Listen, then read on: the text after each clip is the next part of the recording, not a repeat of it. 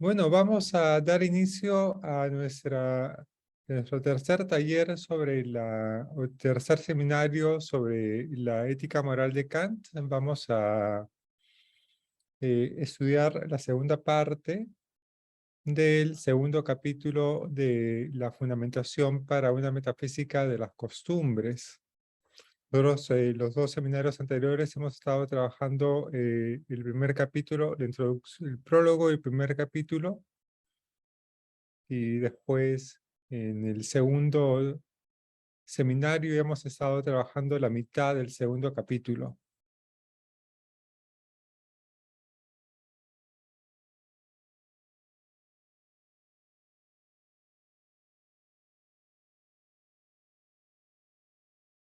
¿Puedo escribir el?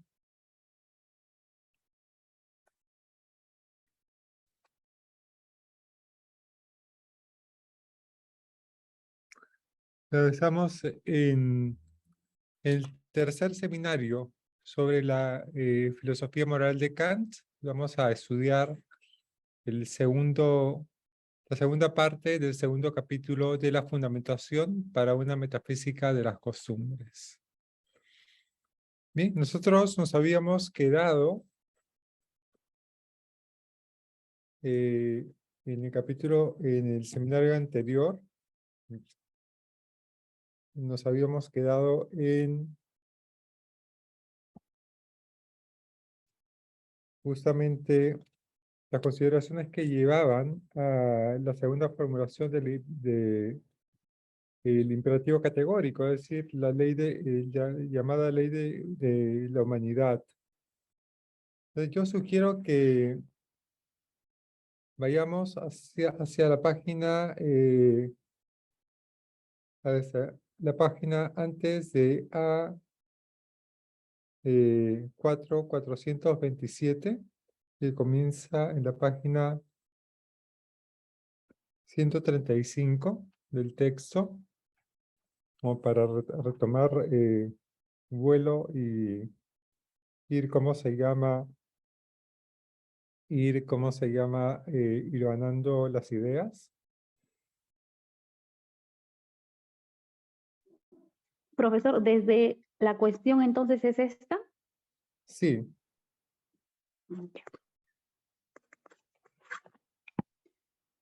Me dicen si se escucha bien, por favor, porque estoy Sí, desde el celular. sí, se escucha bien. Ya.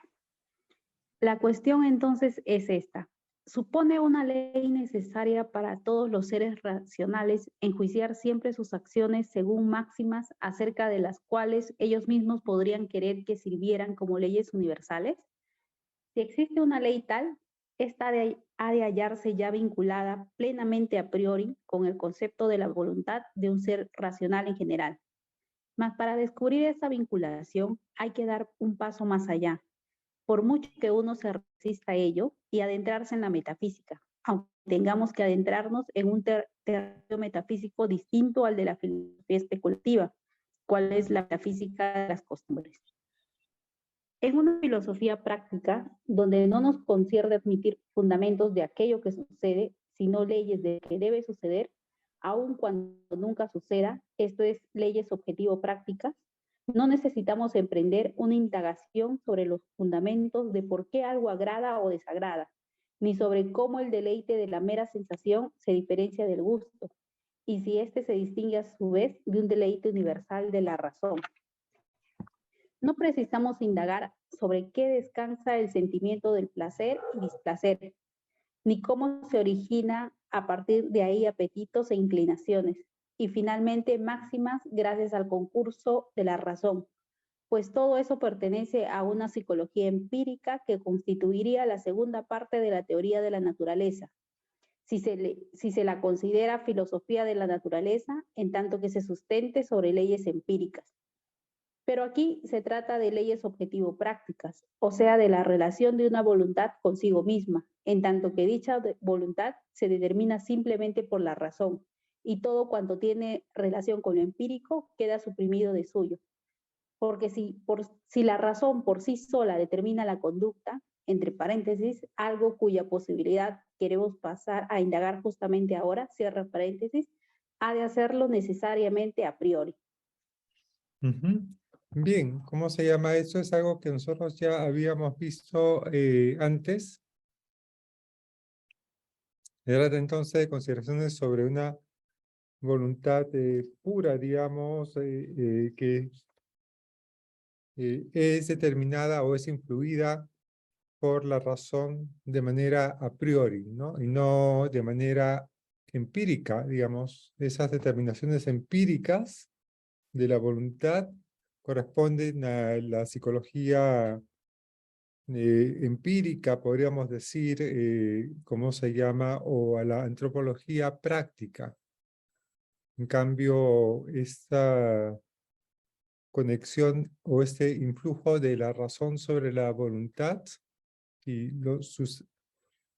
y todas las determinaciones que surgen a partir de allí son más bien el terreno de esta metafísica de las costumbres, ¿no? Que es, como dice la primera parte del pasaje que hemos leído, que es diferente a la metafísica de la razón especulativa.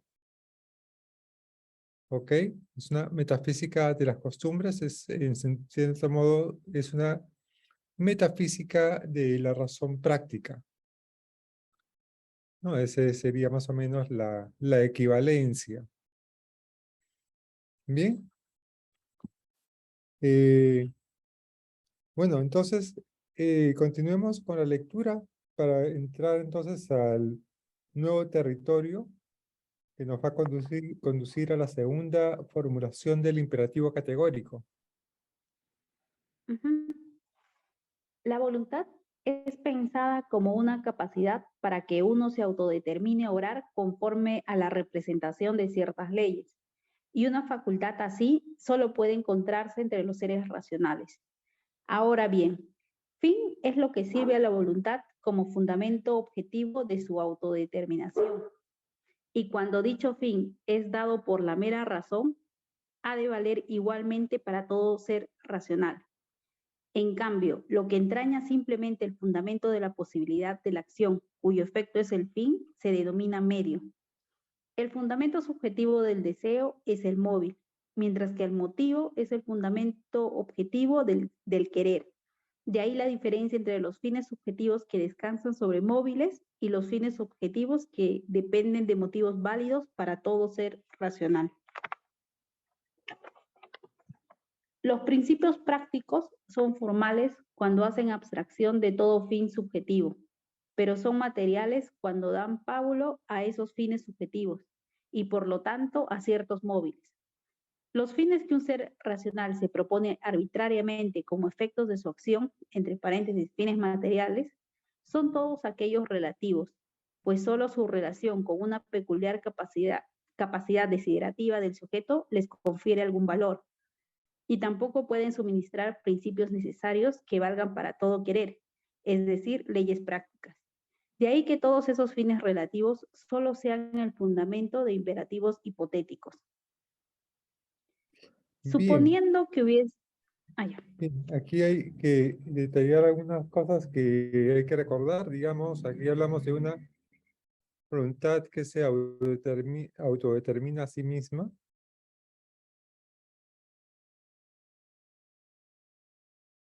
Conforme a una representación de ciertas leyes, dice Kant.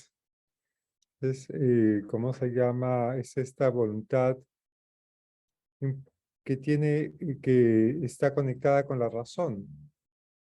Pero aquí entonces ingresa un nuevo elemento que es el término fin, ¿no? La palabra fin. De cierto modo, una voluntad tiene, ¿cómo se llama?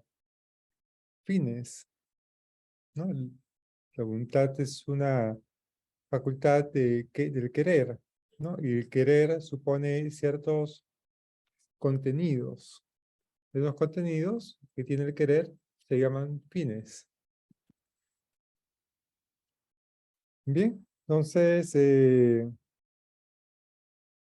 por eso dice, el fin es lo que sirve a una voluntad como fundamento objetivo de su determinación. Y aparece entonces otros dos términos, que es el móvil y el motivo. El motivo es un fundamento objetivo del querer, mientras que un móvil es un fundamento subjetivo del querer. Un móvil es el deseo. El deseo nos moviliza. En cambio, un motivo mueve nuestra voluntad de otra forma, de manera objetiva. Se refiere a mueve sobre la base de principios, no sobre la base simplemente de deseos. Bien, Mm. entonces ese es uno de los puntos que está allí apareciendo. Sí, no sé, Ronald, si quieres comentar algo. Sí, esta parte me parece interesante. Digamos, em, aquí hay esta idea de fin es una idea que habría que pensarla como de metanivel. A ver, a lo que quiero ir es a esto. En otras partes, Kant habla de la finalidad en el juicio y la utiliza o la frasea de la misma manera, pero aplicándolo al juicio teórico, ¿no? Digamos, cuál es el fin en esta acepción? Del juicio, la pelota es roja.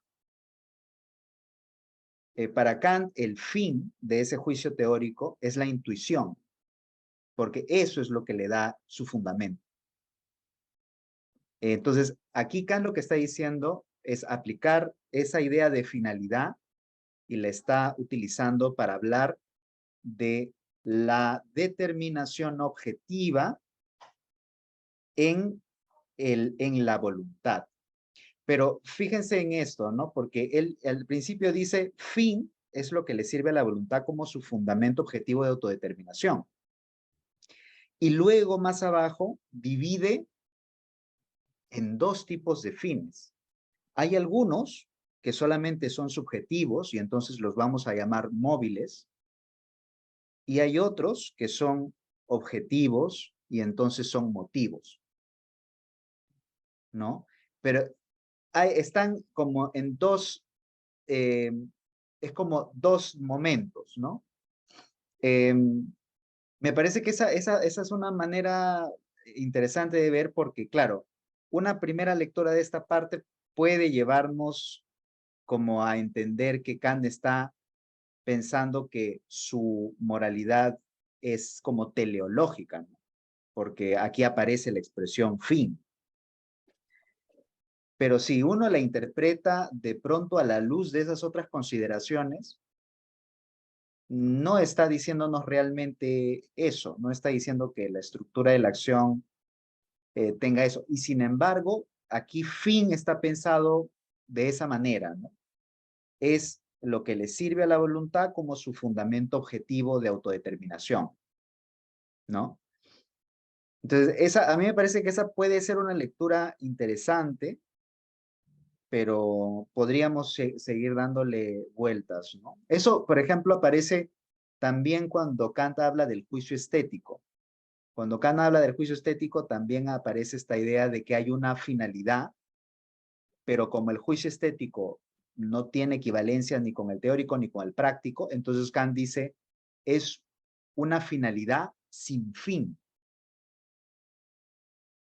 Y la deja ahí.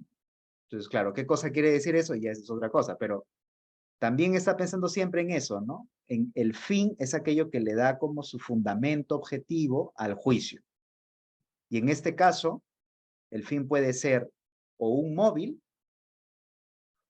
o un motivo, ¿no? En cualquier caso, solamente será objetivo práctico, apodíctico práctico, cuando su fundamento es el motivo, es decir, ¿no? Lo objetivo, ¿no? pero no sé qué se te ocurre, Sandro. Bueno, aquí hay que contrastar con el razonamiento ético de Aristóteles, ¿no? Mm, Para aclarar un poco el tema, porque pero, en cierto modo Aristóteles dice toda acción se desarrolla en vistas de un fin. mm, Pero, claro, lo que en cierto modo, lo que Aristóteles está llamando fin es lo que Kant está llamando un móvil, no un exacto. motivo. ¿Ok? La estructura de la acción de Aristóteles es teleológica, en el sentido que está orientada hacia fines. De hecho, la palabra teleológico viene del término telos, que significa fin, ¿no? Y en plural es tele, que significa fines.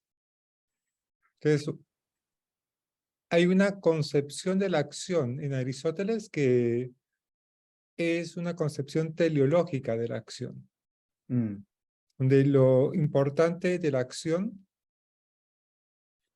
no es el principio por el cual se realiza la acción, sino es, ¿cómo se llama? Sino más bien es los fines que busca quien mm, actúa. Cambio aquí, cuando Kant distingue entre móvil y motivo, ¿qué cosa es el motivo? El motivo es el principio que guía la acción.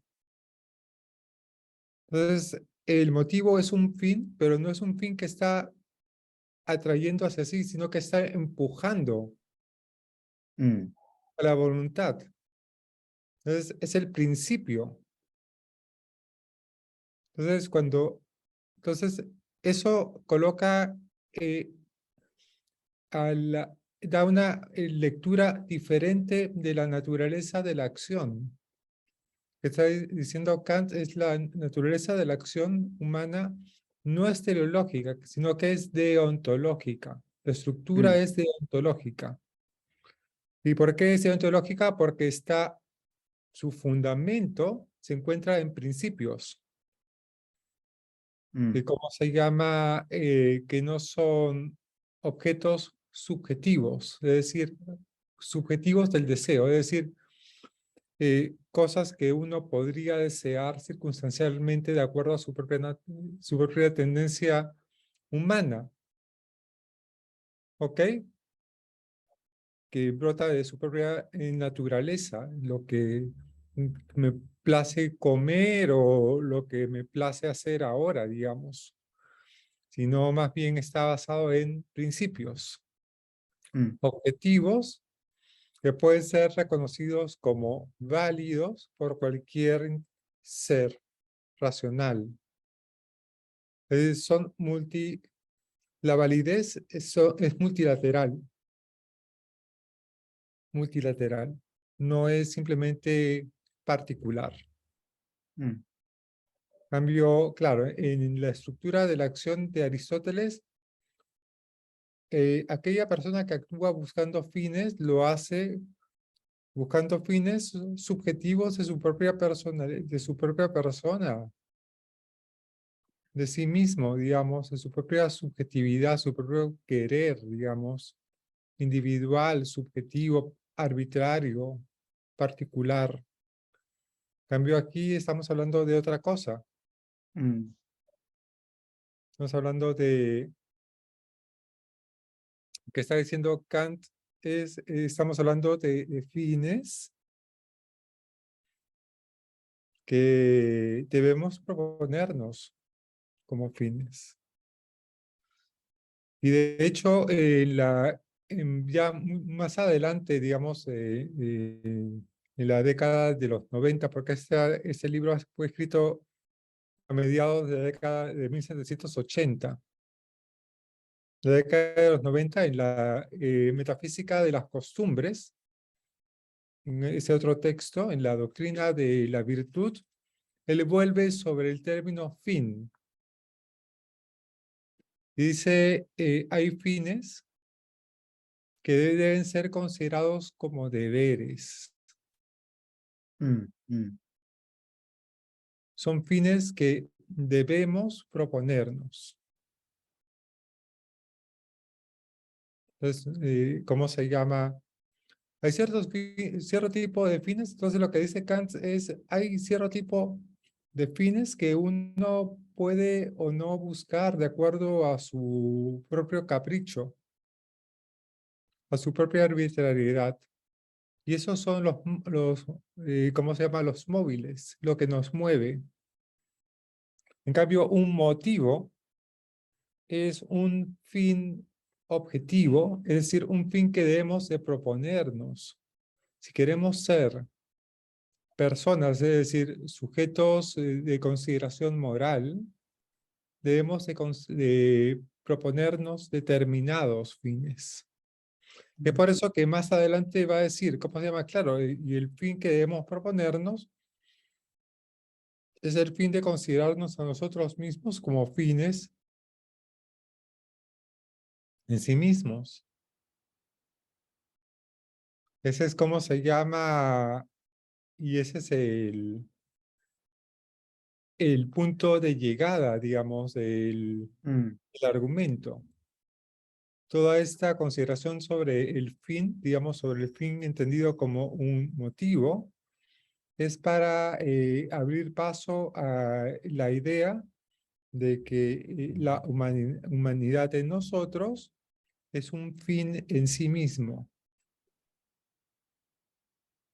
Es un fin que debemos proponernos para ser agentes morales.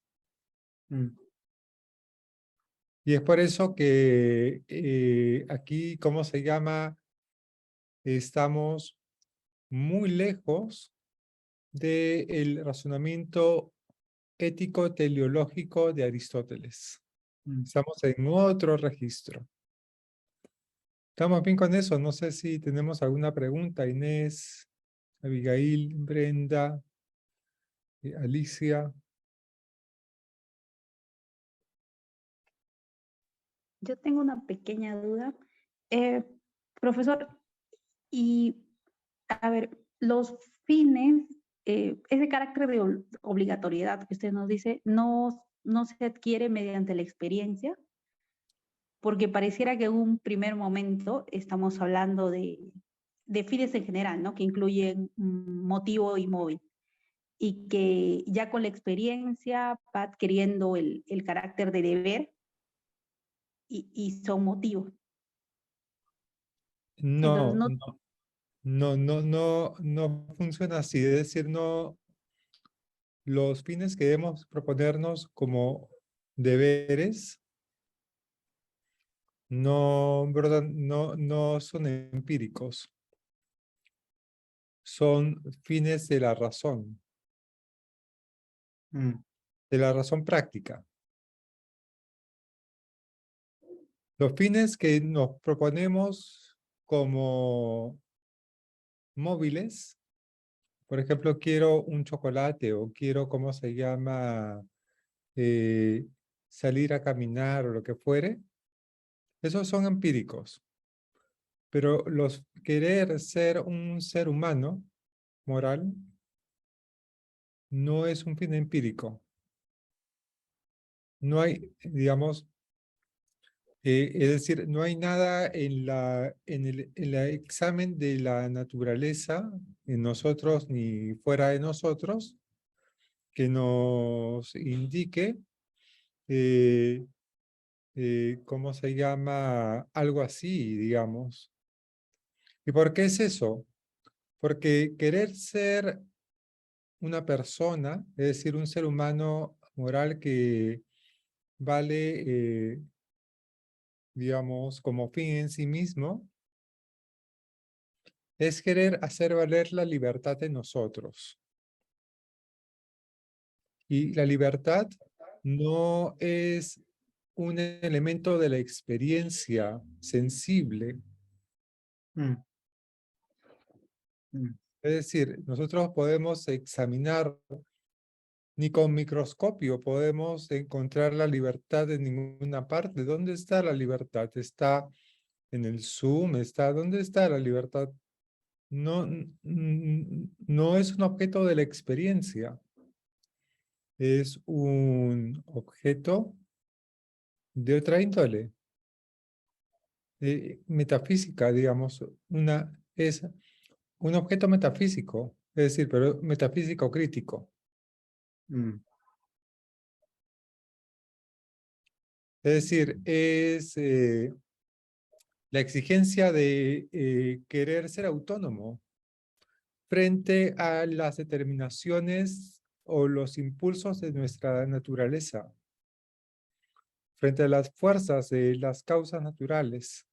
mm, Entonces, por eso en eso va el asunto, por eso esos motivos que son fines no son empíricos. Lo que él está haciendo es, está distinguiendo entre los móviles que son empíricos y los motivos que no son empíricos, sino que son de otro orden. Lo que pasa es que aquí no se despacha con todo, no desarrolla todo el paquete. sí, lo Lo está, sugiere. lo está guardando para el final. Ya en el Mm, tercer capítulo es donde él ya comienza a desarrollar el paquete, digamos. Es como si nos está enviando un paquete con un cartero y nos dice, pero todavía no lo vamos a abrir. mm, Solamente aquí hay algo aquí adentro, pero vamos a abrirlo después.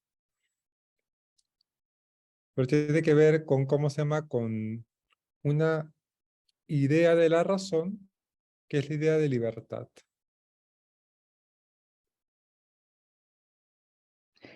sí, esa interpretación, claro, es la... a mí me parece que aquí hay dos momentos en donde él utiliza objetivo en dos diferentes sentidos, ¿no? Este objetivo de, claro, del hacer valer la libertad en la propia persona es el apodíctico práctico. Eh, y sin embargo, esta primera parte, o sea, yo solamente quiero llamar la atención sobre la manera en que está fraseado, ¿no? Dice, ahora bien, fin es lo que le sirve a la voluntad como fundamento objetivo de su autodeterminación, y cuando dicho fin es dado por la mera razón, ¿no? Cuando dicho fin es dado por la mera razón, es decir, puede haber un fin que no es dado por la mera razón, ¿no? Pero cuando es dado por la mera razón, ha de valer igualmente para todo ser racional. ¿No? Ese fin que no es dado por la razón, es dado por los impulsos, por por las causas naturales, digamos. Exactamente. Pero entonces está diciendo, hay un fin que hace que, ¿no?, la voluntad pueda determinarse objetivamente. Y cuando dice eso, lo que estoy pensando es en lo siguiente, ¿no? Claro, cuando yo, por ejemplo, ¿no? Me determino a no, a satisfacer una necesidad, ¿no? A beber, tengo sed y decido que es una buena razón para beber agua. Y alguien me pregunta por qué te ha servido el agua de la jarra. Yo puedo dar cuenta de mi actividad de manera objetiva, pero no por razones, sino mediante una explicación, ¿no? Yo te diré, bueno, porque tenía sed, ¿no? En ese sentido, yo estoy dando una explicación objetiva de mi conducta. Pero ahí, ese fin no es objetivo en el sentido apodíctico práctico, ¿no? Lo es en un sentido en el sentido de la razón teórica, ¿no? En el sentido del entendimiento, digamos así. Entonces, por eso me parece que esa categoría de fin aquí es como de metanivel. Y luego él entra a separar en dos, ¿no? Él dice, claro, si es subjetivo, entonces lo vamos a llamar móvil, algo que nos mueve, como la sed. Y cuando es objetivo, objetivo práctico, es decir, tiene que valer como fundamento objetivo para todo ser racional, entonces ahí será un motivo. Entonces, esa me parece que es un poco la doble división. Y me parece que esto tiene que ver con esta idea, nuevamente, ¿no? De el juicio, la función de la finalidad en el juicio lógico. Aquí está utilizando fin en ese mismo sentido, pero sí, de todas maneras también la idea de que está en contraste con Aristóteles, sí, pues, ¿no? Porque incluso aquí, fin está empleado como el fundamento de la voluntad, ¿no? ¿Y de qué se trata ese fundamento? Si es subjetivo o es objetivo, ¿no?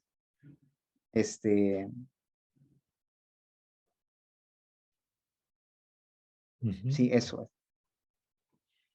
Bien. Bien. Entonces, sigamos entonces con nuestra lectura. Ya. Suponiendo que hubiese algo cuya existencia en sí misma posea un valor absoluto, algo que como fin en sí mismo pudiera ser un fundamento de leyes bien definidas, ahí es donde únicamente se hallaría el fundamento de un posible imperativo categórico, esto es, de una ley práctica. Aquí, entonces lo que está diciendo es una cosa importante acá, digamos, todo aquello que está vinculado al motivo tiene que ver con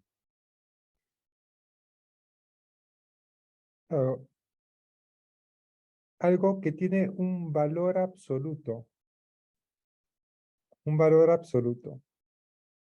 y que sería algo así como un fin en sí mismo, fíjense el fraseo. Entonces, a partir de allí, ese valor absoluto, si es que existe, ese sería el fundamento de toda de toda ley práctica. Entonces, ese sería el verdadero motivo, digamos. Y por eso no puede ser una cuestión empírica, porque todo lo empírico es un valor, tiene un valor relativo. Tiene que ser algo no empírico, algo que es proporcionado por la razón. Ese es el juego que está apareciendo. Sigamos, Inés, entonces. De aquí es donde aparece, yo sostengo lo siguiente, dice Kant. A ver, ¿qué dice Kant acá? Yo sostengo lo siguiente. El hombre y en general todo ser racional existe como un fin en sí mismo, no simplemente como un medio para ser utilizado discrecionalmente por esta o aquella voluntad, sino que tanto en las acciones orientadas hacia sí mismo como en las dirigidas hacia otros seres racionales, el hombre ha de ser considerado siempre al mismo tiempo como un fin. Todos los objetos de la inclinación solo poseen un valor condicionado, pues si no se dieran las inclinaciones, las necesidades sustentadas en ellas, su objeto quedaría sin valor alguno. Pero en cuanto fuentes de necesidades, las inclinaciones mismas distan tanto de albergar un valor absoluto para desearlas por ellas mismas, que más bien ha de suponer el deseo universal de cualquier ser racional el estar totalmente libre de ellas. Así pues, el valor de todos los objetos de obtener mediante nuestras acciones es siempre condicionado. Sin embargo, los seres cuya existencia no descansa en nuestra voluntad, sino en la naturaleza, tienen solo un valor relativo como medio, siempre que sean seres irracionales, y por eso se llaman cosas. En cambio, los seres racionales reciben el nombre de persona porque su naturaleza los destaca ya como fines en sí mismos, o sea, como algo que no cabe ser utilizado simplemente como medio, y restringe así cualquier arbitrio, entre paréntesis, al constituir un objeto de respeto, cierra paréntesis. Las personas, por lo tanto, no son meros fines subjetivos cuya existencia tiene un valor para nosotros, como efecto de nuestra acción, sino que constituyen fines objetivos, es decir, cosas cuya existencia supone un fin en sí mismo, y a decir verdad, un fin tal en cuyo lugar no puede ser colocado ningún otro fin al servicio del cual debiera quedar aquel simplemente como medio, porque sin ello no encontraríamos en parte alguna nada de ningún valor absoluto. Pero si todo valor estuviese condicionado y fuera por lo tanto contingente, entonces no se podría encontrar en parte alguna para la razón ningún principio práctico supremo. Así pues, si debe darse un supremo principio práctico y un imperativo categórico con respecto a la voluntad humana, ha de ser tal porque la representación de lo que supone un fin para cualquiera, por suponer un fin en sí mismo, constituye un principio objetivo de la voluntad y por lo tanto puede servir como ley práctica universal. El fundamento del principio es que la naturaleza racional existe como fin en sí mismo. Así se representa el hombre necesariamente su propia existencia y en esa medida supone un principio subjetivo de las acciones humanas. Pero así se representa igualmente cualquier otro ser racional su existencia con arreglo al mismo fundamento racional que vale también para mí. Por consiguiente, al mismo tiempo supone un principio objetivo a partir del cual, en cuanto fundamento práctico supremo, tendrían que poder derivarse todas las leyes de la voluntad. El imperativo práctico será, por lo tanto, este. Obra de tal modo que uses a la humanidad tanto en tu persona como en la persona de cualquier otro, siempre al mismo tiempo como fin y nunca simplemente como medio. Bien, ahí nomás, ahí nomás. Ya hemos avanzado hasta este punto, digamos.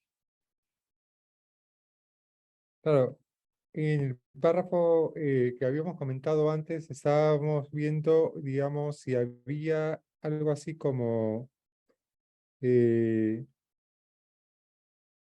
algo que existiese como un valor absoluto. Y si existe ese algo sería, ¿cómo se llama? El fundamento del imperativo categórico. Y seguidamente nos dice cómo se llama que todo ser racional, incluyendo, claro, al ser humano, existe de esa forma, como un fin en sí mismo, es decir, con un valor absoluto, no con un valor relativo.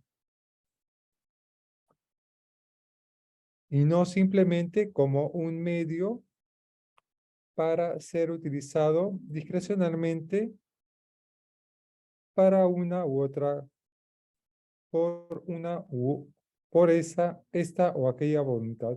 Todo aquello que puede ser utilizado como medio es un valor relativo. Pero todo aquello que debe ser considerado como fin en sí mismo es tiene valor absoluto. Y eso es el fundamento de la moralidad, en cierto modo. Es el fundamento del imperativo categórico. Bien, entonces, y después aparece entonces la diferencia entre personas y cosas.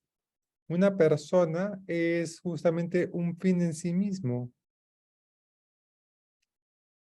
Y por persona, y Kant no está hablando de seres humanos solamente, sino todo ser racional. De cierto modo, la razón es un fin en sí mismo, en cierto modo.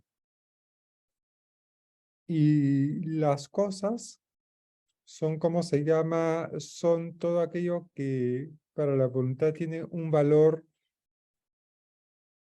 simplemente relativo,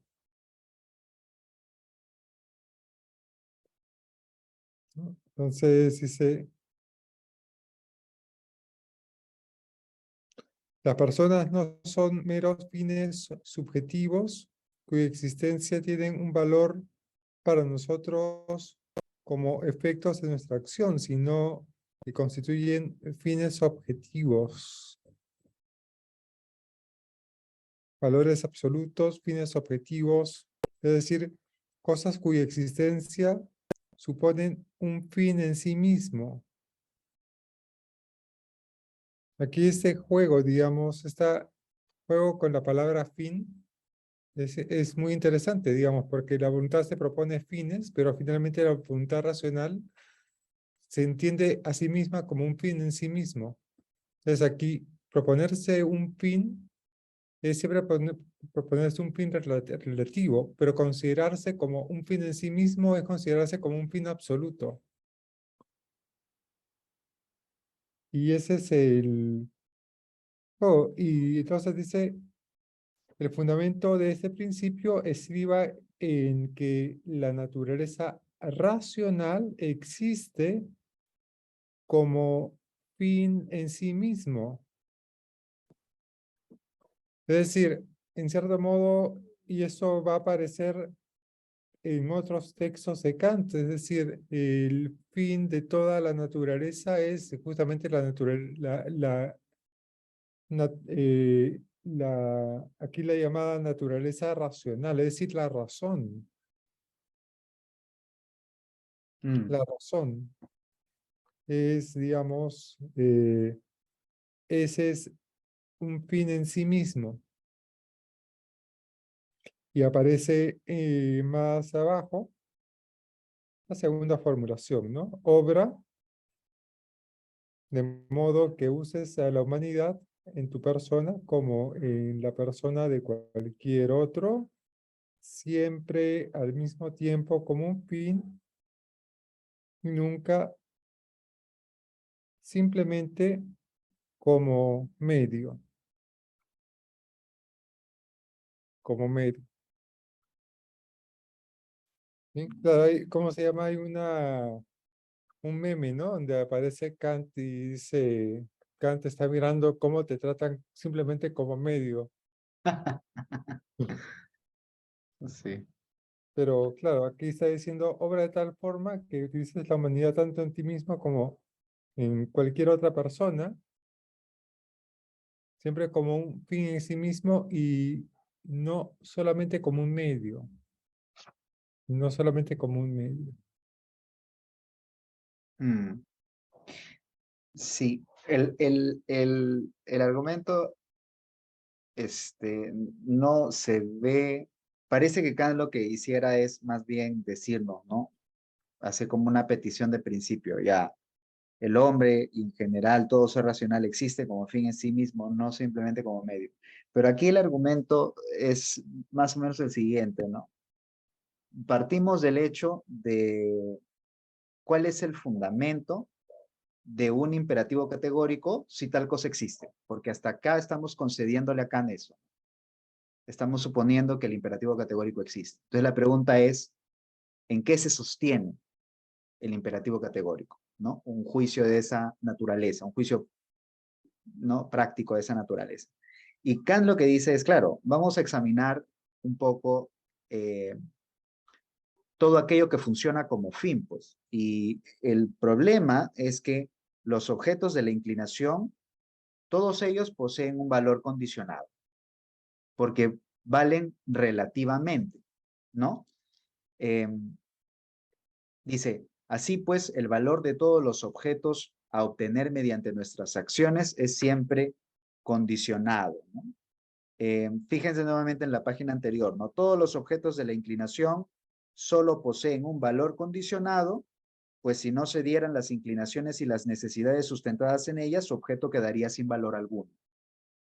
Entonces, la pista es esta, ¿no? Aquello que nosotros esperamos como efecto de nuestras acciones no puede ser el fundamento de un imperativo categórico. Tiene que estar en otra cosa. Pero entonces la pregunta es, ¿cuál es el fin? ¿Cuál es ese fin objetivo? Y el argumento es regresivo, ¿no? Es decir, si el fin es relativo, la pregunta es, ¿cuál es la fuente del valor de ese fin? ¿No? Entonces, la única respuesta, la única posibilidad es la naturaleza racional, ¿no? Y las personas son las que portan esa naturaleza racional, pues, ¿no? Las personas, por lo tanto, no son meros fines subjetivos cuya existencia tiene un valor para nosotros como efecto de nuestra acción, sino que constituyen fines objetivos, es decir, cosas cuya existencia supone un fin en sí mismo, ¿no? Es decir, son la fuente del valor, ¿no? Y por eso termina, en esta parte dice, el fundamento de este principio estriba en que la naturaleza racional existe como fin en sí. ¿Pero por qué? Porque es la fuente de ese valor, ¿no? No podemos ir más atrás, ¿no? La razón de que, digamos, en otras palabras, a mí me parece que Kant está diciendo más o menos esto, ¿no? Si es que esto es muy parecido a lo que dice Korsgaard en su análisis, ¿no? Si es que valoramos algo, si es que es posible darle valor a algo, qué sé yo, ¿no? A la carrera a la que decido dedicar mi vida, ¿no? Lo que fuera. La idea es, si eso tiene valor, es porque en principio hay un valor objetivo que le da su valor, del cual deriva su valor. Y la fuente de todo valor, entonces, es la naturaleza racional, es decir, la capacidad para formarse fines. Y así queda justificado. Entonces, el argumento es regresivo. ¿Ya? Estamos yendo a la fuente del valor. Y es por eso que al final el imperativo solamente va a hacer que el test por el que haya que pasar, ¿no? La acción, en este caso, es que el fin relativo sea compatible con el fin objetivo de la humanidad, tanto en la propia persona como en la de cualquier otro. Quería hacer este repaso porque en realidad esta parte a veces uno se pierde porque aquí Kant se pone pues muy, ¿no? Afirmativo, pero hay un argumento. El argumento es ir hacia la fuente de la normatividad en cierto modo, ¿no? Que es un poco el título del libro de Korsgaard, pero sí, eso quería comentar. Claro. El argumento es claro, digamos, si uno lo ve bien, ¿no? Digamos, porque claro, todo fin que nosotros nos proponemos tiene un valor, ¿no? En cierto modo, si quiero tomar agua es porque valoro en ese momento tomar agua, ¿ok? Pero, ¿cómo se llama? Pero ese valor es relativo, digamos. Lo que estamos buscando es, ¿cómo se llama? Algo que sea incondicional, categórico. Categórico significa una exigencia no relativa. Una exigencia no relativa. Pero, por otro lado, aparece la idea de que, claro, ¿cuál es la condición que hace posible que yo pueda, ¿cómo se llama? Querer algo.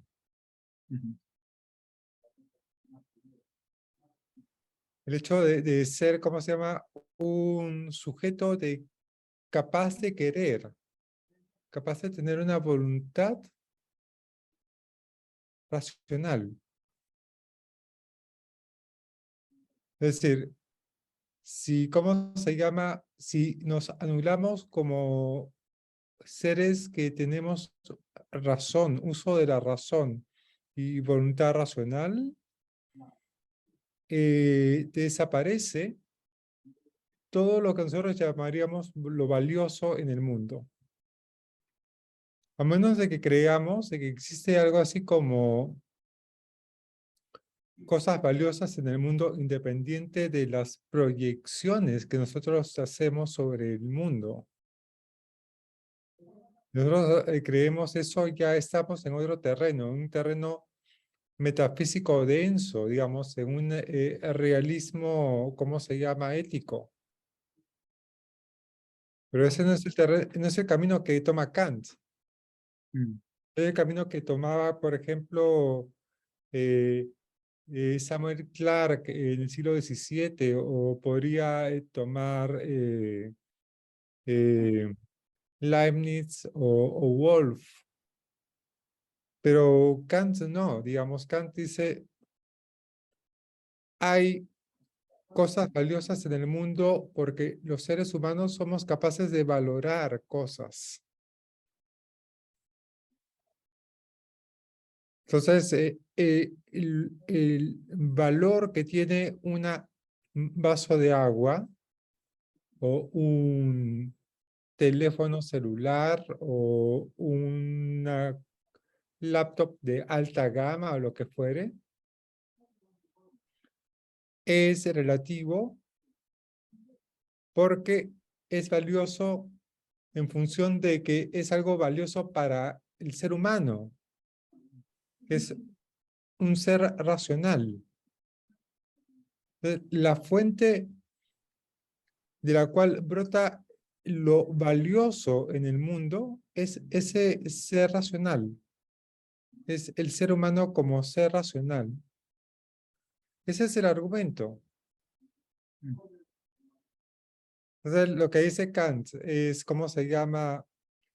Imaginémonos que de pronto desaparece la naturaleza racional en el mundo. Inmediatamente desaparece todo objeto de valor en el mundo. Por eso, como dice Ronald, el argumento es regresivo, es decir, es regresivo en el sentido de que es lo que está en búsqueda de las condiciones de posibilidad de lo valioso en el mundo.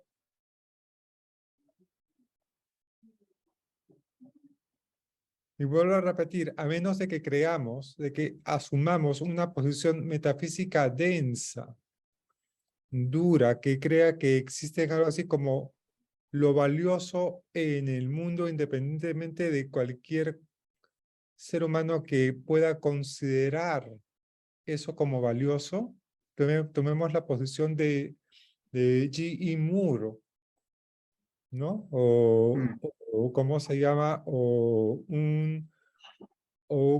se llama?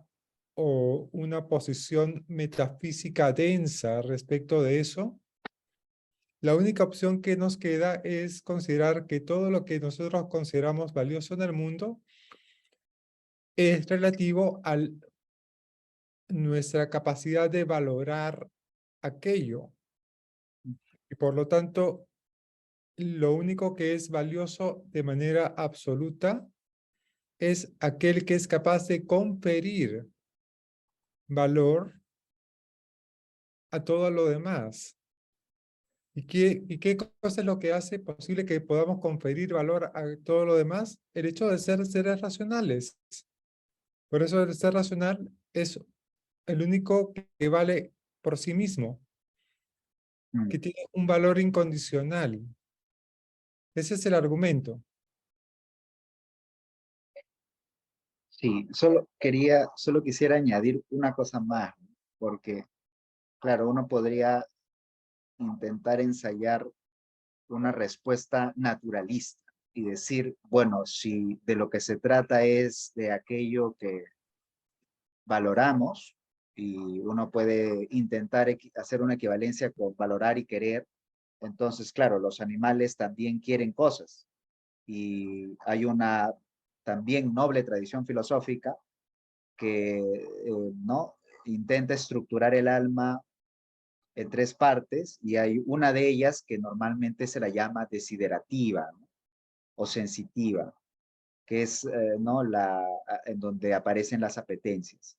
Pero lo que aquí hay que fijarse bien en el movimiento que está haciendo Kant, porque Kant no está partiendo de cualquier lado, ¿no?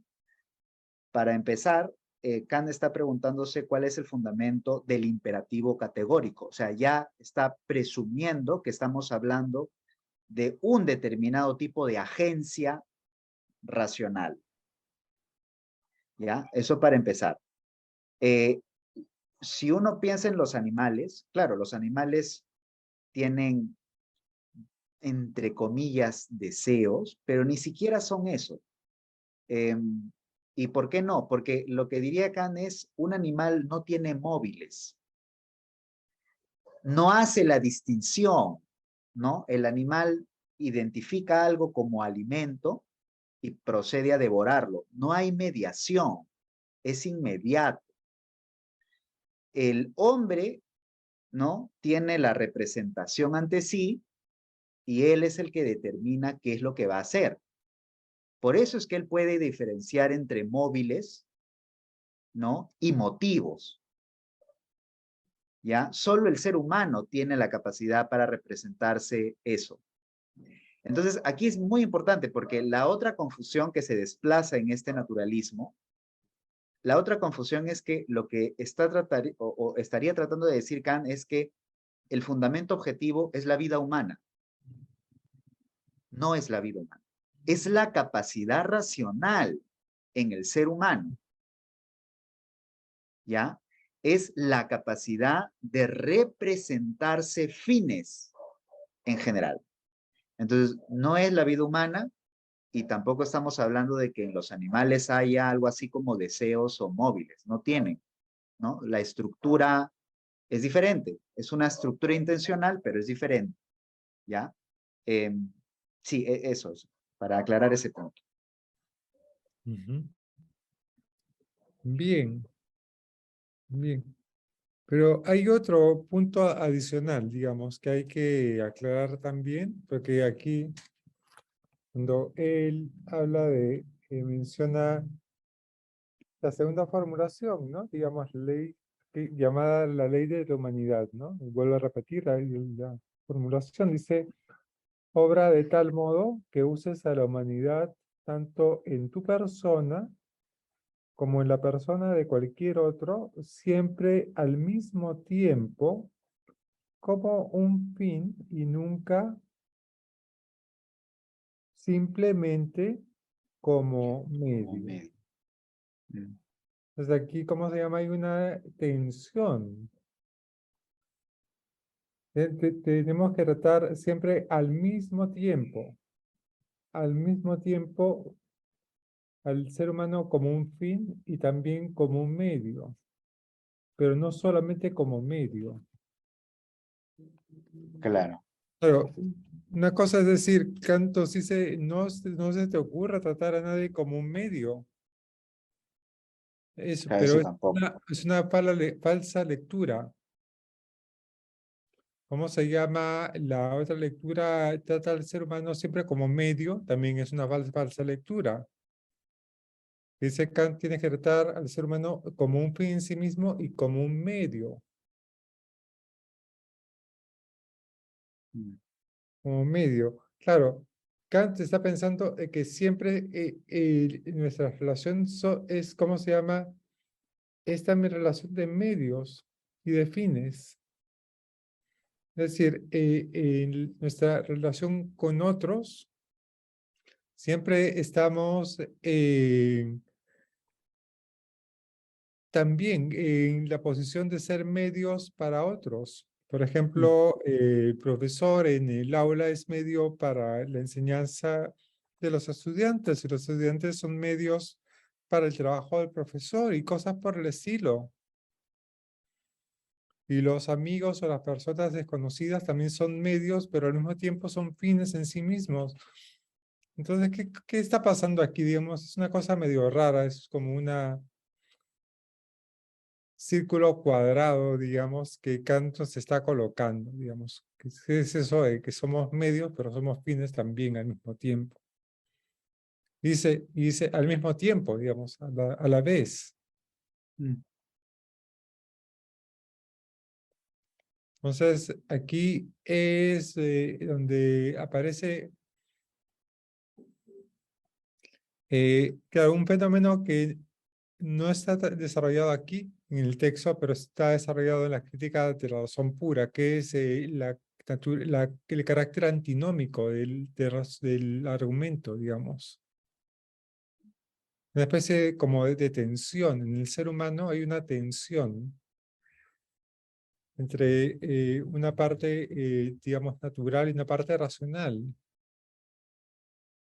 Y en el trato y la interacción humana siempre hay esa tensión entre tratarnos como medios unos a otros, pero también el deber tratarnos como fines al mismo tiempo, mientras nos tratamos como medios. Mm. Claro, uno podría decir, ah, qué bonito es esto de tratarse, ¿cómo se llama? Como fines en sí mismo y nada más. Pero Kant no está diciendo eso. Kant diría, eso es una tontería. Nadie trata al otro como simplemente como un fin en sí mismo y nada más. Eso no existe. ¿Dónde existe eso? Mm. La interacción humana es, ¿cómo se llama? Es ambigua. Pero en esa ambigüedad no puede, digamos, dejar de faltar el respeto incondicionado. Junto con lo demás. Y además hay otra forma de leer inclusive esto, digamos, yo puedo buscar todos los fines en la interacción, todos los fines que yo quiera, pero eso tiene un punto, una limitación, que es que esos fines no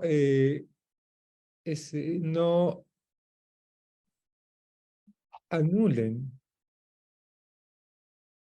a la persona como fin en sí mismo, en nosotros y en los demás. Ojo, no se trata de que yo deba de querer fines que puedan ser, que puedan convertirse inmediatamente en fines en sí mismos y y y que expresen la valoración del ser humano como fin en sí mismos. Se trata de fines que puedan ser compatibles con ellos, fines particulares, pero que puedan compatibilizarse con con el fin absoluto, que es la naturaleza racional. Entonces, aquí hay una muy rica, digamos, tensión en el argumento de Kant. Mm. Es como si hubiese dos cables, digamos, de la corriente, ¿no? Un polo positivo y un polo negativo, y que hace que todo, digamos, funcione. Pero esos polos nunca se logran integrar en una síntesis, como lo hace, por ejemplo, la dialéctica hegeliana. Aquí Claro, no se es supera. antinómica, Mm. es antinómica. Entonces, lo que Kant está diciendo, tenemos que aprender a vivir con eso, con esa tensión interna. Mm. Sí, luego pondrá ejemplos para graficar de qué manera uno irrespeta el imperativo, ¿no? En su segunda fórmula. Pero la idea un poco tiene que ver con esto, ¿no? Claro, nosotros nos valemos de cosas e instrumentalizamos las cosas para conseguir nuestros objetivos, ¿no? Yo utilizo el teléfono para llamar a mi familia, ¿no? Y no estoy tratando al teléfono como un fin relativo. Tiene valor para mí en la medida en que te sirva para llamar. Cuando deje de funcionar, no tendrá ningún valor. Eh, ¿Cómo en nuestras interacciones tratamos a otras personas también como medios? Es decir, como dice Sandro, ¿no? El profesor que imparte una clase en ese momento es un medio para que el estudiante adquiera conocimiento, pero cuando tú vas a una bodega y le pides, ¿no? Lo que sea al bodeguero, lo estás utilizando también como un medio. El caso es que la idea es que no puedes utilizar a la persona solamente como medio, sino como un fin en sí. Pero en concreto, ¿cómo se consigue eso? Y un poco la idea que tiene Kant en el fondo es que tus fines tienen que ser o bien asumidos o bien comprendidos por la capacidad racional de la otra persona. Y la otra persona tiene que consentir en esos fines. Entonces, claro, cuando tú vas a la bodega y le pides, ¿no?, que te venda unas galletas, el bodeguero te dirá, bueno, son 2, 3 soles. Y cuando tú haces esa transacción, tanto tu capacidad racional como la de él habrán coincidido en sus fines mutuos, ¿no? Hay una especie de, como de natural reciprocidad, diría yo, en esa relación, porque hay un mutuo consentimiento de fines. Lo mismo pasa en todos los sistemas, ¿no? En donde admitimos que hay, pues, no trabajo alienado, ¿no?, sino en buenas condiciones, digamos. Claro, el profesor que imparte la clase entiende que a él le va a llegar, pues, ¿no?, un salario, y los estudiantes pagan su boleta oportunamente. Entonces, entendemos que ahí nadie está ni instrumentalizando ni manipulando al otro. Y por eso es que los ejemplos que pone Kant para ilustrar cómo funciona ¿no?, esta transgresión, tiene que ver con eso, con fines que yo oculto a los demás, ¿no?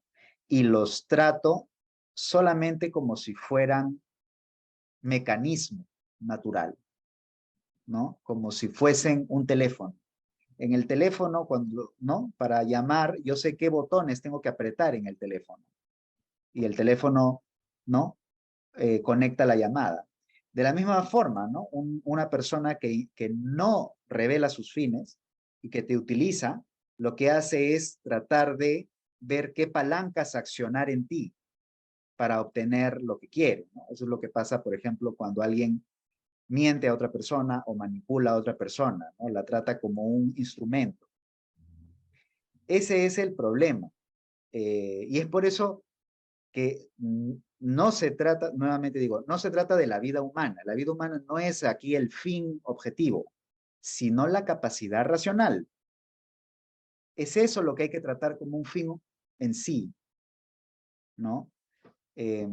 Pero eso ya lo vamos a ver con calma, ¿no?, ahora que veamos los ejemplos. Claro, eso de la capacidad racional, aquí en el terreno práctico es la voluntad racional, ¿no? La voluntad racional. Sí. ¿Y cómo se llama? Es la voluntad racional, es la que asiente libremente, asentimiento libre mutuo, digamos, ¿no? Claro, ese era el sentimiento recíproco, ¿no? Es el fundamento de la reciprocidad, en cierto modo. Lo Sí, que, ¿cómo pues, se llama? Y claro, ¿cómo se llama? Todo, todo ocultamiento o toda argucia es más bien una forma de tratar de burlar el consentimiento voluntario de otro para mi propio beneficio. Y ese es el problema. Entonces, cuando yo hago eso, estoy, ¿cómo se llama?, tratando al otro no como una persona, no como un ser racional, sino como un objeto. como no. Manipulación, enajenación, lo que fuere, digamos.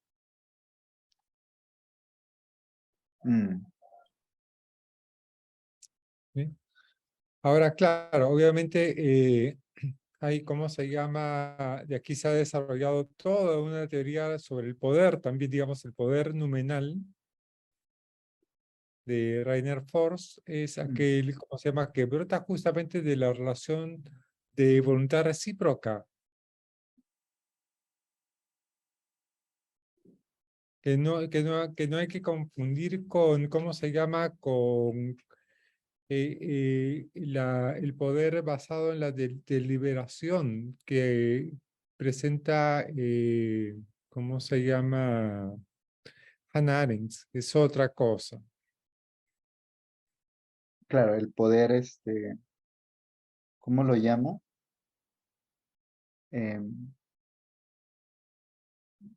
Bueno, en Habermas es poder comunicativo, pero es el mismo esquema que en Arendt, ¿no? El poder que es la acción concertada. Es Es una acción cosa concertada. concertada. En cambio, aquí es un concierto de voluntades. Exacto. Es Concierto de como se voluntad. llama,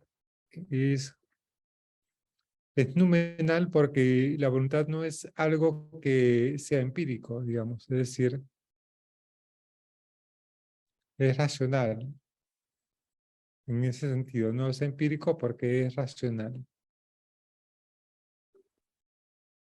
Bien. Entonces vayamos a los ejemplos para mirar en acción cómo funciona esto, digamos. Y aquí Kant va a repetir los 4 ejemplos que hemos visto el seminario anterior, pero ahora iluminados por esta nueva formulación del imperativo categórico.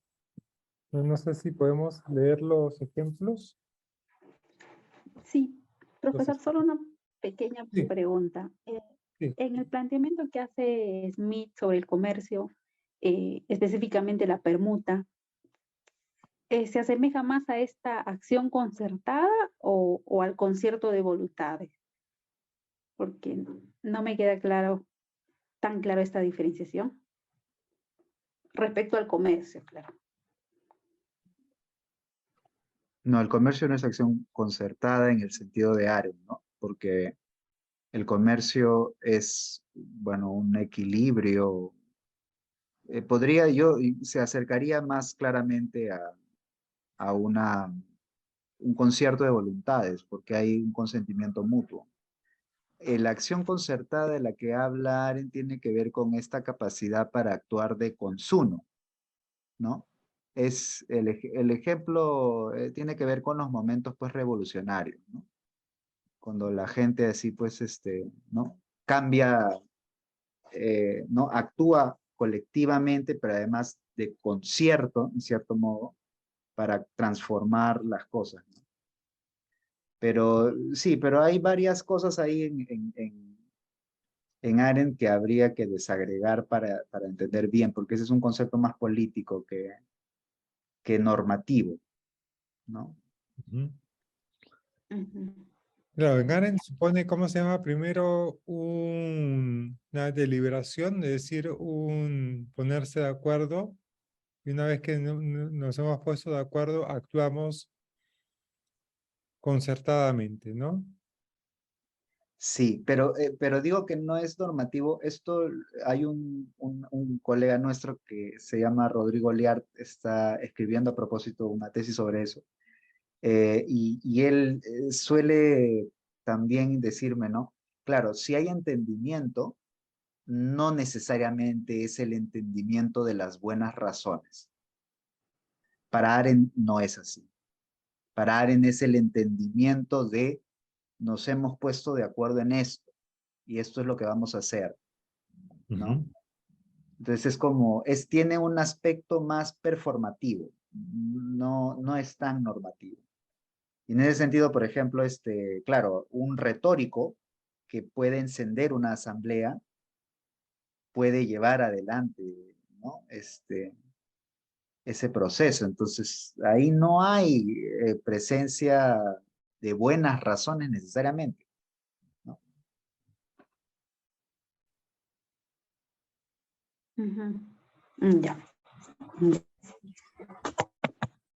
Ya, En cambio, claro, en Kant sí estaríamos hablando en todo momento de un mutuo entendimiento, ¿no? Por eso es que el modelo de Habermas se acerca en ese sentido más a Kant en este punto, ¿no?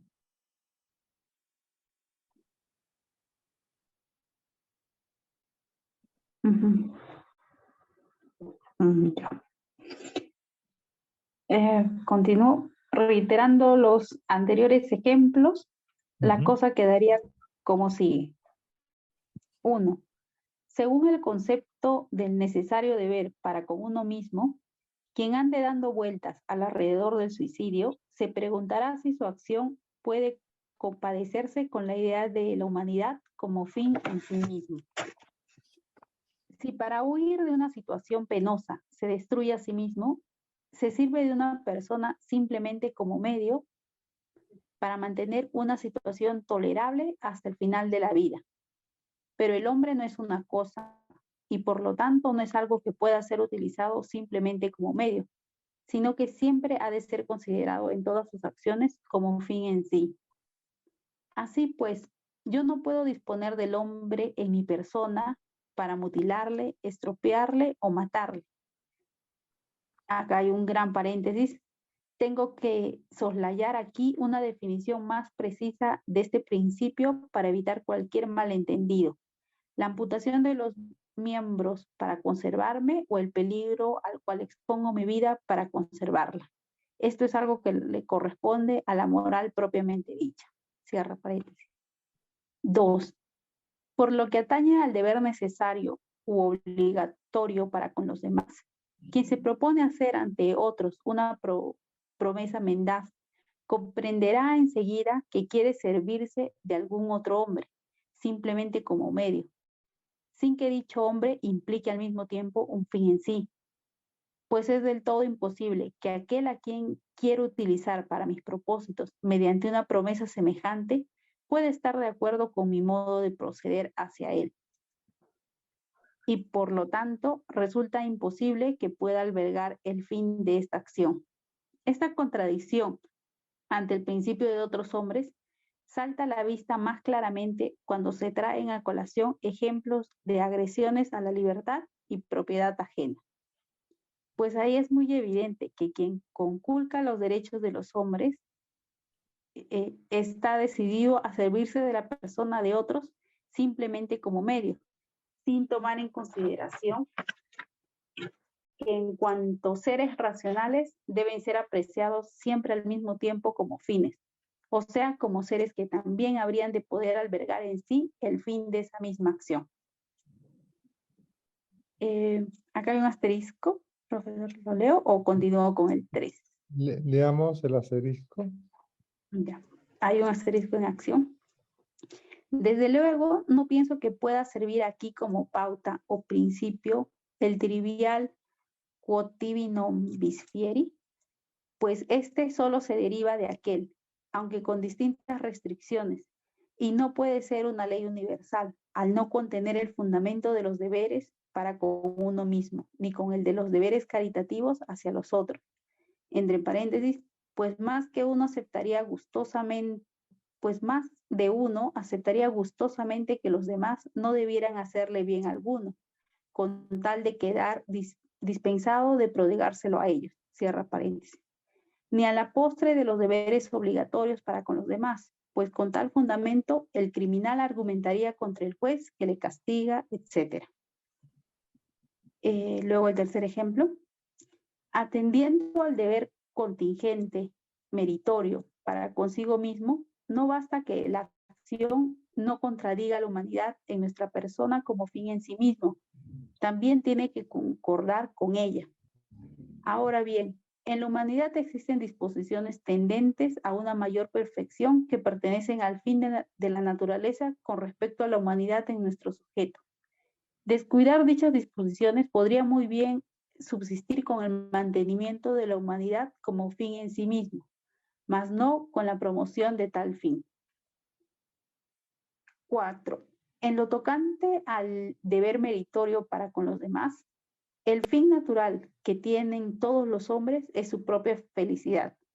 A decir verdad, la humanidad podría subsistir si nadie contribuyese a la felicidad ajena con el propósito parejo de no traer nada.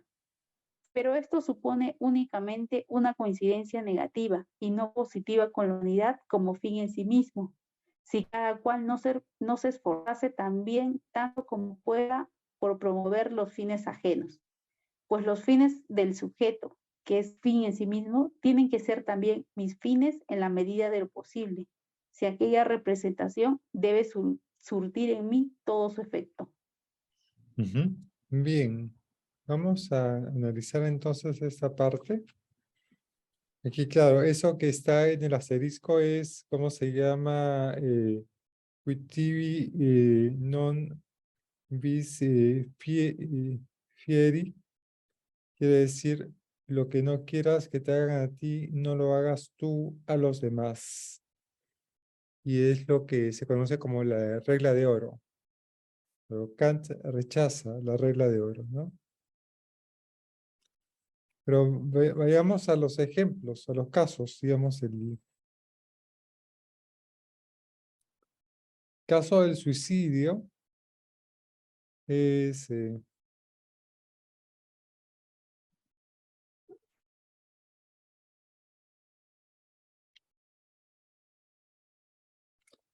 claro, el suicida no puede considerarse, no se considera a sí mismo como no considera la idea de la humanidad en sí mismo como un fin en sí, digamos. Claro. Y lo mismo sucede con cómo se llama, sino como un medio para mantener tolerable, tolerable la vida.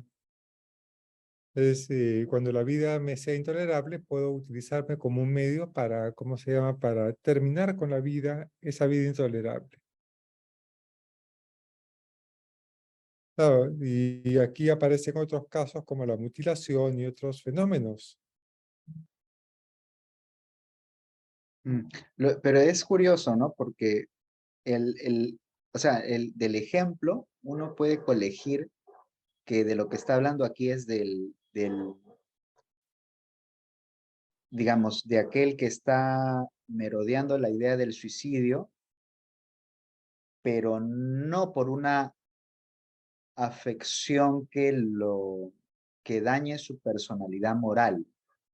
Esa parece ser ¿no? El ejemplo, porque, claro, él dice, claro, a ver, si, ¿no? La acción tiene objetivo conservarlo, ¿no? Eh, entonces eso corresponde a la moral, dice, ¿no? Entonces, claro, de lo que está hablando es de una persona que está cavilando la posibilidad, pero que no tiene, por ejemplo, ningún mal moral, ¿no? Hablo de mal moral en el sentido de un mal, por ejemplo, que te desfigure o te desfigure en cuanto a personalidad moral, que hoy en día conocemos casos de ese tipo, ¿no? Por ejemplo, el Alzheimer. El Alzheimer es un tipo de mal que en realidad afecta a tu personalidad moral, a tu capacidad incluso para plantearte fines, ¿no? Una pregunta bien interesante sería si en ese caso el suicidio no estaría permitido en este sentido, ¿no? Es decir, la persona sabe que se va a deshacer si sigue viviendo, ¿no? Y un acto de autonomía es decir, bueno, yo quiero que mi vida termine dignamente. Me da la impresión de que uno podría llevar el argumento también por esa parte con esta cláusula que pone Kant aquí. Bueno, hay que precisar, dicen, ¿no? Porque si se trata de hacer algo para conservarme, pero no es la vida, no es la vida, o sea, está hablando todo el momento de la capacidad racional, entonces lo que hay que conservar es eso, ¿no? Y hay otros males de ese tipo, ¿no? Es decir, una esclerosis que te impida vivir de manera autónoma, que hay ese tipo de cosas, pues, ¿no? Entonces la pregunta es si ahí aplicaría lo mismo. Ujú. Claro, lo que pasa es que una mala lectura de Kant nos lleva a pensar siempre, ¿no? Como decía Ronald antes, en que el fin supremo, digamos, de la moralidad es la vida humana. Mm, Lo que Kant está colocando como mm, piedra de toque es la capacidad racional, no es la vida humana.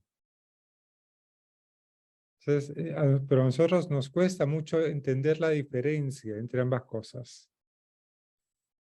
Por eso siempre estamos asociando una cosa con la otra. mm, Por eso Kant se esfuerza siempre en decir, ¿cómo se llama? Hay capacidad, podría haber capacidad racional más allá de la vida humana, mm. ¿no? Claro, sí, la Que diferencia. quiere hacer la diferencia, digamos, ¿sí? Porque hay una diferencia.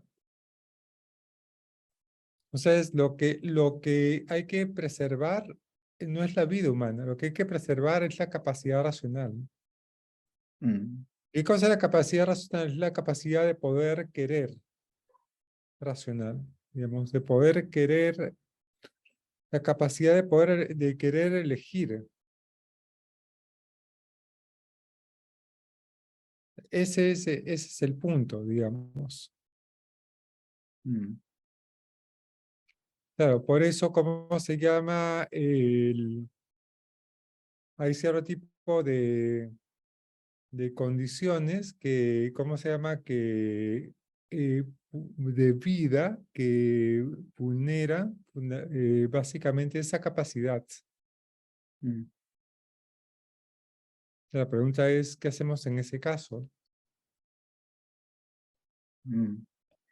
¿No? Sí, Entonces, si uno ha encontrado claramente la diferencia entre la capacidad racional y cómo se llama, y la vida humana, y se ha dado cuenta de que no es lo mismo, entonces ahí se abre todo un abanico de diferencia, decir, cómo se llama, el tema de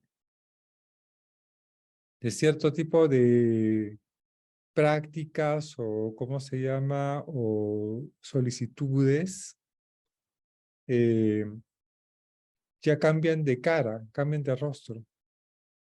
mm,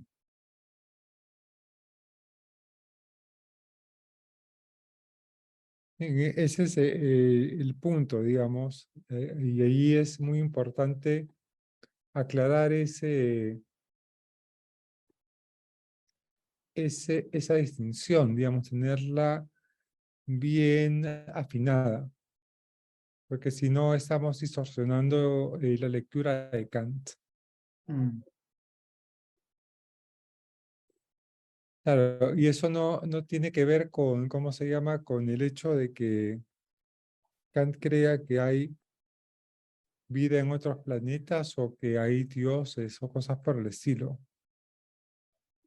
Es una distinción metodológica, pero que es importante para aclarar bien el punto, ¿no? mm. Claro. Bien, en el segundo caso, es claro que la promesa mendaz es, ¿cómo se llama? Es utilizar al otro como un medio y no como un fin, ¿no? Es decir, es el caso típico de, ¿cómo se llama? De decirle al otro una mentira para activar una palanca que haga que suelte dinero, como cuando alguien aprieta un botón y sale dinero. Mm, Convertir al otro en un cajero automático. claro. Contarle una historia Una historia patética para, tierna, ¿no? pero mentira. Mm, Sí. Ahí queda claro, ¿no? Digamos, como el cultivo del propio talento,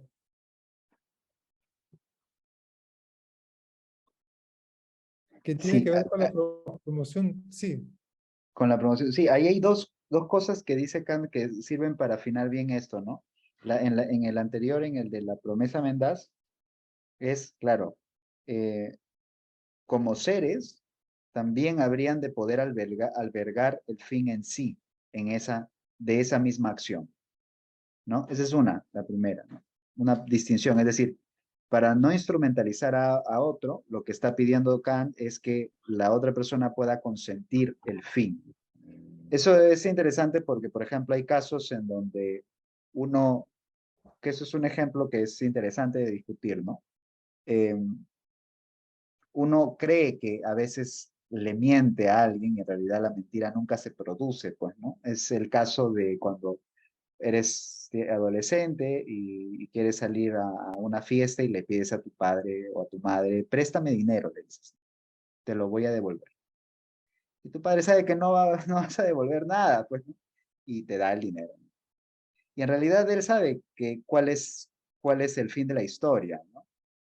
Entonces ahí no se está produciendo una manipulación ni una mentira, porque ahí se entiende perfectamente lo que está pasando. Ya, eso por ejemplo es bien interesante para entender en qué nivel está hablando Kant de la mentira, ¿no? Es decir, que eso también lo dice, según entiendo, en la antropología, ¿no? Una mentira de cortesía no es propiamente una mentira, ¿no? Esto creo que Sandro me lo ha comentado en otra ocasión. No sé cómo iba eso. Al decirle, Kant decía, claro, en un contexto que no es el nuestro, no decía, decirle a una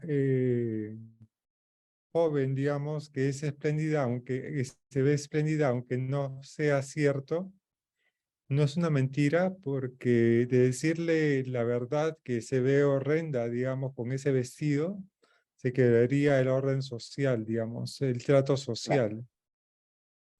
Entonces, claro, como se llama, eso no califica como mentira, pero lo que sí califica como mentira es, ¿cómo se llama? Burlar la voluntad del otro. exacto, Burlar la voluntad del otro. El padre que le da dinero, que le presta, que le regala el dinero bajo el término préstamo al hijo, no siente su voluntad burlada o torcida.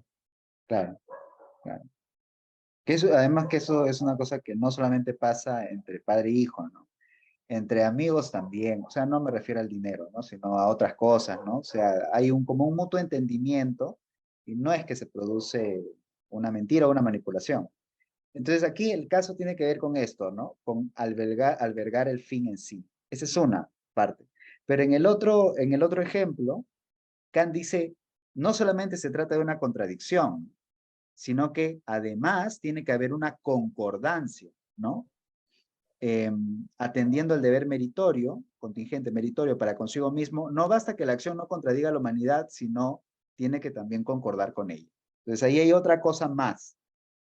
Y es por eso que en el caso de aquel que tiene un talento y no lo cultiva, lo que está haciendo es entorpecer su propia humanidad, es decir, su propia capacidad para plantearse fines.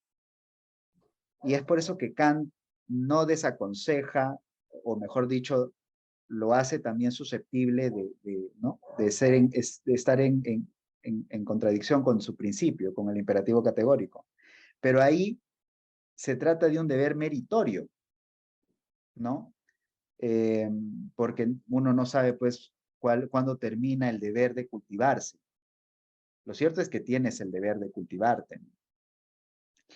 Este, y sí, entonces me parece que va por ahí esas dos, pero es interesante porque son como dos momentos en donde él aclara a qué se refiere con tomar a la persona del otro, tanto como a la tuya, como un fin, ¿no? Como un fin objetivo, como un fin en sí. Entonces es, por un lado, que el fin de la otra persona puedas tú contenerlo y también que hay una concordancia, ¿no? Ujú. Claro, en el fondo se trata de no bloquear la capacidad que tiene el otro de proponerse fines. De proponerse fines, ¿sí? Ese es el punto, digamos, la voluntad racional es una capacidad, la capacidad de, la posibilidad de proponerse fines. Claro, y a través de, de una mentira, digamos, que tuerce la voluntad, lo que estoy haciendo es justamente bloquear esa capacidad. Claro. Porque estoy, ¿cómo se llama? Le estoy restando de información adecuada al otro para que pueda proponerse fines. Y con el no cultivo de mi propia persona, estoy bloqueando mi propia capacidad de proponerme fines.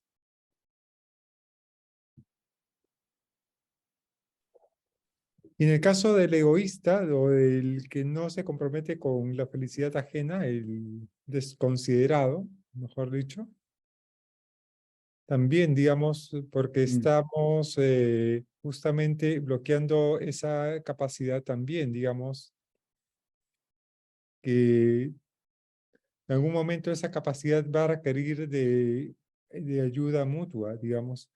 Y aquí hay un elemento importante que Kant coloca, digamos, que es que en las relaciones es importante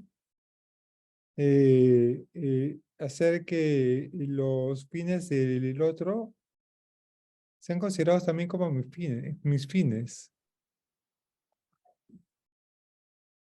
¿No? Aquí dice, pues los fines del sujeto que es un fin en sí mismo tiene que ser también mis fines en la medida de lo posible.